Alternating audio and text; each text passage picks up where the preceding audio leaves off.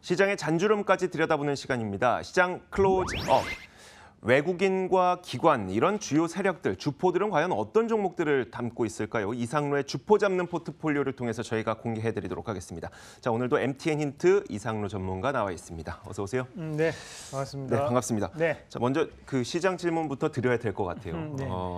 일단 달러가 강세를 보이다 보니까 원화가 약세를 보였고, 달러 강세는 사실 우리 탓은 아니죠. 우리 탓은 네, 아닌데 그렇죠. 어쨌든 달러 강세 때문에 원화 약세가 보였고, 원화 약세 때문에 외국인들은 자꾸 매도를 하고 있습니다. 이게 외국인들이 과연 이번 주 내로 이 매도하던 수급을 매수로 좀 돌릴 수 있을 것인가에 대한 궁금증이 있는데 어떻게 보세요?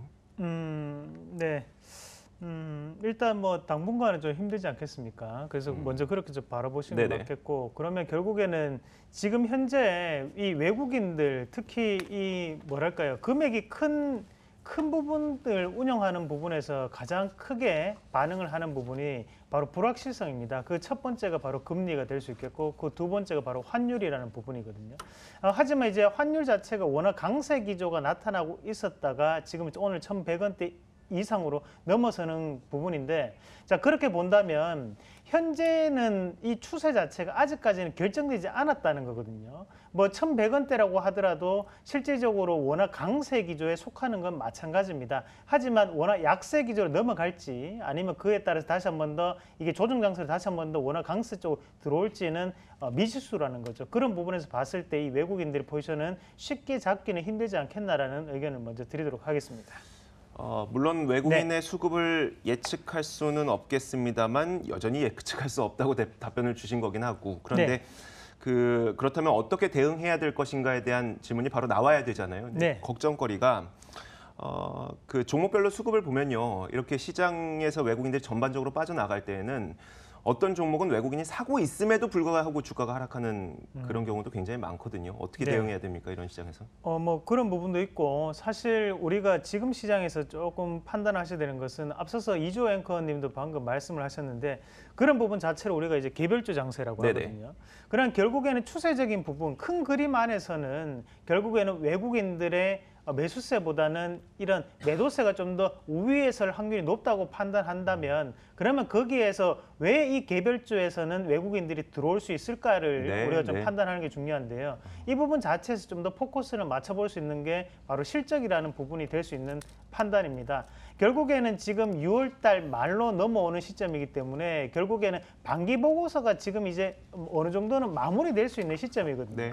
그러면 장사를 어느 정도를 잘했는지 못했는지에 대한 정보를 결국에는 기관이라든지 외국인들이 미리 접수를 할 수 있겠고, 그런 부분에서 판단한다면 결국 이렇게 시장이 안 좋은데도 불구하고 외국인들이 들어온다는 것은 오히려 좀 더 긍정적으로 해석할 수가 있습니다. 그래서 모든 하락장이 이루어지더라도 그 안에서 또 상승하는 종목은 반드시 있기 마련이거든요. 다만 확률이 좀 떨어진다는 부분이니까 거기에 맞춰가지고 수급적인 부분, 그리고 어떤 부분에 대해서 포인트가 될 수 있느냐, 바로 그거 실적이라는 포인트를 좀 더 잡으시는 전략으로 말씀드리도록 하겠습니다. 쉽게 말하자면 네. 그 외국인과 기관 같은 주포들이 왜 사는지를 봐라. 네, 그렇습니다. 맞습니다. 네, 알겠습니다. 네. 워낙 종목별 장세이다 보니까 저희가 시장 전반적인 내용보다는 개별 종목이 수급이 어떻게 되는지, 그리고 개별 종목이 갖고 있는 모멘텀은 어떤 건지, 또 그 종목들의 실적은 어떤지, 이런 것들이 중요할 것 같습니다. 그래서 지금부터는 종목에 대한 이야기로 좀 집중을 해보도록 할 텐데요. 저희가 이상로의 주포 잡는 포트폴리오 시간을 통해서 여러분들의 그 포트폴리오를 계속 책임지고 끌고 가고 있는 상황인데, 현재 수익률 상황 어떤지 한번 살펴보도록 하겠습니다. 자, 시장 상황이 이렇게 좋지 못한데도 불구하고 사실 이상로의 주포 잡는 포트폴리오의 수익률은 꽤 괜찮습니다. 일단 6월 11일에 주셨던 YG 엔터테인먼트가요, 15.28%의 수익률을 기록했어요. 이게 목표가를 도달했기 때문에 이 정도지, 사실 목표가 이후에도 계속 들고 있었더라면 훨씬 더 좋은 수익률을 아마 갖고 있을 거예요. CTC 바이오도 한 5%대의 수익률을 기록하고 있고, 나머지 종목 물론 손실 보고 있긴 합니다만 2에서 5% 정도 손실률이 아주 크진 않습니다. 자, 이제 저희가 기본적으로, 그러니까 지금 현재 들어있는 포트폴리오 종목들부터 한번 계속 들고 갈 네. 건지, 아니면 이거 좀 매도할 건지 이야기를 들어볼게요. 네. 뭐 일단 먼저 CTC 바이오를 잠깐만 좀 네네. 말씀드리겠습니다. 일단은 익절가를 터치를 해서 뭐 익절이 되는 부분인데 실질적으로 이제 지난주까지 해도 15% 이상의 수익을 기록했지만 이런 부분 자체 시장이 갑작스럽게 급락이 나타나고 있기 때문에 뭐 그에 따라서 익절가를 터치를 했기 때문에 규정상 우리가 포트에서 제외를 하도록 하겠고요. 우리가 이제 주식을 하시다 보면 이런 시장의 분위기가 항상 생깁니다. 그러면 나는 이만큼 수익을 봤었는데 30% 수익 봤었는데 오늘 보니까 이 뭐야 이거 본전이네. 상당히 실망되죠. 하지만 결국에는 그것은 돈이거든요. 돈이고 우리가 실질적인 계좌를 운영하는 입장에서 내일은 또 어떻게 될지 모른다는 거죠. 그러면 15% 아쉽습니다. 하지만 그건 못 챙기더라도 5% 수익 났지 않습니까? 그 마음으로 지금 여기에 대한 CTC 바이오는 이익 실현을 하시길 바라겠고요. 저 마음은 더 아쉽습니다. 저는 사실 2배 가까이 간다는 생각을 하고 편입을 했지만 네. 뭐 그게 원칙이고 그에 맞춰서 제 계좌라면 일단 익절가를 대응하는 게 맞기 때문에 그에 따른 의견을 드리도록 하겠고, 지금 포스코가 지금 조정이 좀 깊어지고 있는 가운데 포스코 좀 더 홀딩을 하시고요. 그리고 유가 손절 처리가 됐습니다. 유 같은 경우에도 수익권으로 넘어갔다가 우리가 조금 욕심을 내는 바람에 지금 손실 구간을 다시 한번 접어들었는데요. 네네. 일단은 손절가를 터치를 했기 때문에 손절 처리를 하도록 하겠습니다. 자, 그리고 YG 엔터테인먼트 잠깐 볼게요. 네네. 자, 일단 YG 이 종목에 엔터테인먼트가 대해서 네. 제가 좀 설명을 드리면 지난주 월요일에 포트폴리오에 담았어요. 네. 그러자마자 다음 날 화요일이 되자마자 목표가를 달성했습니다. 그런데 네. 목표가 달성한 이후에도 계속 올라가고 있으니까요. 이거 어떻게 할까요? 네, 뭐 오늘 이제 뉴스가 나오는 부분이었고 뭐 블랙핑크 관련 뉴스가 나왔었는데요. 결국에는 우리가 기술적 관점에서 보면 오늘이 단기 고점이 확실합니다. 그 네. 정도로 상당히 그런 관점이고, 다만 우리가 이제 포트로 운영하는 입장에서 결국에는 우리가 좀 더 보유를 할 수 있는 입장은 우리는 저가군요. 28,000원대 가격대에 접근을 했다는 거거든요. 그래서 지금은 추가적인 상승도 좀 더 열어놓고 대응하자는 원칙으로 익절가를 좀 더 상향을 하도록 하겠습니다. 그 익절가만 36,600원으로 상향을 하겠고요. 거기에 따라서 목표가도 좀 더 상향을 시켜서 36,000원까지 좀 더 홀딩하는 전략. 마찬가지로 이 YG 엔터테인먼트 같은 경우에도 36,600원 이하로 내려간다면 그때는 과감하게 이익 실현으로 대응하시는 전략으로 말씀드리도록 하겠습니다. 자, 마지막으로 시그네틱스 남았습니다. 이 종목 어떻게 할까요? 들고 있을까요? 네, 뭐 업황 한번 기대해 보시죠. 홀딩하겠습니다. 네, 알겠습니다. 자, 그렇다면은 이제 총 5가지 종목 가운데 2가지 종목을 제외했습니다. 뉴를 손절 처리했고 CTC 바이오는 익절 처리했습니다. 나머지 빈자리를 한번 채워보도록 하죠. 자, 어떤 종목을 준비하셨습니까? 네, 뭐 두 가지 종목을 오늘 또 말씀드릴 텐데 첫 번째로 첫 번째 종목이 네, 극동유화 말씀을 드리도록 하겠습니다. 이 극동유화라고 하면 조금 생소하신 분들도 좀 많으실 것 네. 같아요. 근데 이 극동유화 같은 경우에 우리가 이제 그 정유계의 OEM 기업이다. 뭐 이렇게 좀 표현을 한번 해보도록 네네. 하겠습니다. 우리가 흔히 S-오일이라든지 네. 또는 GS라든지 이런 여러 가지 정유회사들이 많아요. 근데 그런 정유회사들이 직접적으로 다이렉트리 이제 정유탑에서 뽑아내서 쓰는 부분도 있지만 이렇게 극동유화가 뽑아낸 정유를 네. 가져가는 기업들도 많거든요.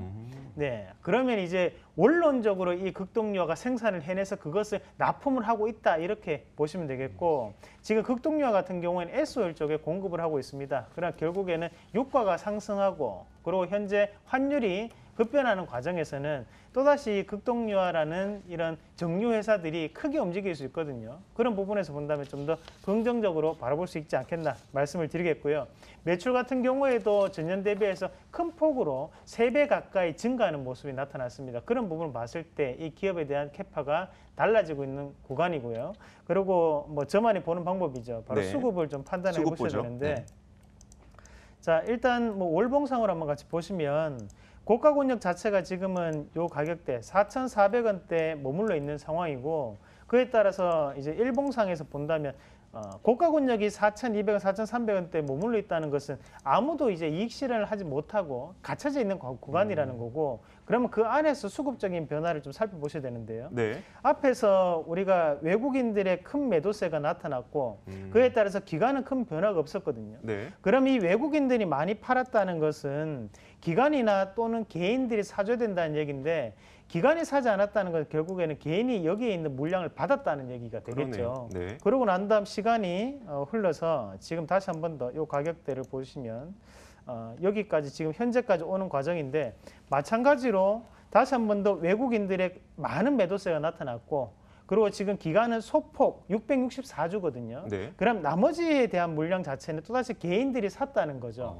그러면 지금 시간 자체가 2016년부터 지금 현재까지 개인들이 꾸준히 고가 권역에서 매수를 하고 있는데 네, 네. 개인들이 매수를 하더라도 별다른 뉴스가 나타나지 않는다는 것은 결국에는 이 주가를 움직일 수 있는 어느 정도의 그 개인들이 주가를 꾸준히 매집을 하고 있는 과정이 될 확률이 상당히 높다라는 부분으로 해석을 하도록 하겠습니다. 그래서 이 극동유화를 첫 번째 종목으로 말씀드리겠습니다. 네. 그러면은 개인들이 일단 네. 이 정도 권역에서는 쭉 사놨으니 네. 그 이상에서는 팔 거 아니잖아요. 네. 아니, 팔 거잖아요. 어느 정도 가격까지 봐야 돼요? 그런데 우리가 이제 개인들이 이렇게 매집을 하는 종목군들이 소위 잡주라고 얘기를 많이 합니다. 근데 사실 이 종목군들이 가격을 잡기가 상당히 애매한 게요. 네. 우리가 이제 앞서서 2016년도에 된 2년이나 지났는데 왜 주가를 안 올렸냐 봤을 때는 이런 거는 뭐 99%는 사채라고 생각을 해야 되거든요. 네네. 그럼 결국에는 그에 따른 이자 비용을 지금 뭐 내고 있을 확률이 높겠죠. 그러면 그거를 내더라도 주가를 안 올린다는 것은 결국에는 확실한 매집이 끝나고 난 다음에 올릴 수 있다는 여지로 우리가 봐야 된다는 겁니다. 그러면 지금 봤을 때는 충분히 매집이 이루어졌다고 판단하고 다만 지금은 이 매집 단가 자체는 큰 의미가 없다. 매집 단가는 사실 제가 볼 때 한 3,900원 선 되는 거거든요. 네네. 근데 하도 이제 바닥권역이 있던 구간들이 많다 보니까 그에 따라서는 별로 신경 쓰지 마시고 다만 지금 신경 쓰셔야 되는 것은 지금 들어가는 이유는 이번에는 여기를 돌파할 것이다라고 예상을 하고 들어가는 겁니다.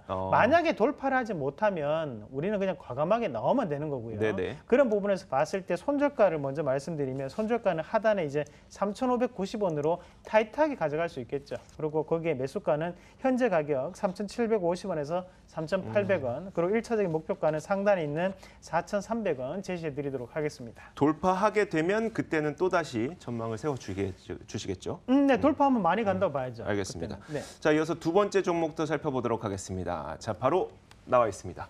직장인의 스펙 쌓기 열풍에 힘입은 대교를 네, 가져오셨네요. 네. 대교가 사실 우리가 우리 나이 또래에서는 눈높이 교육 이게 더 익숙하죠. 네, 기억나요. 네, 근데 지금 이제 그 회사가 바로 대교입니다.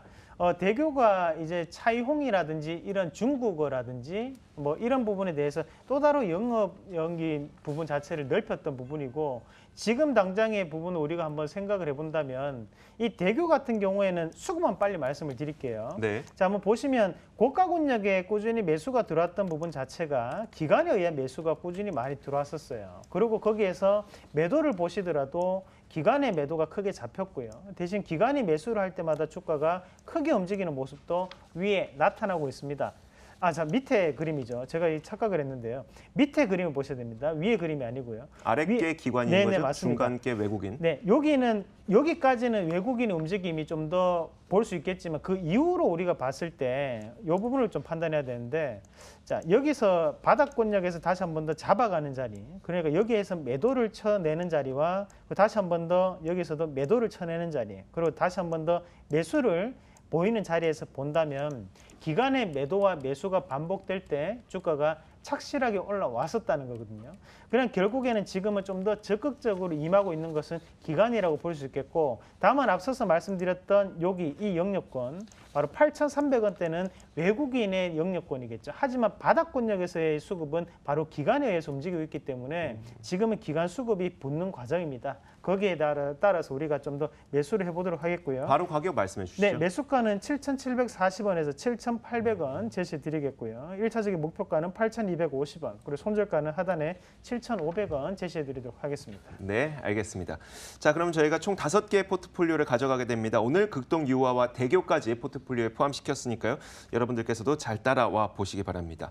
자, 수급에 대한 새로운 해석을 계속 보여주고 계시는 분이죠. MTN 인트 이상로 전문가 오늘 여기서 보내드리도록 하겠습니다. 고맙습니다. 네, 고맙습니다.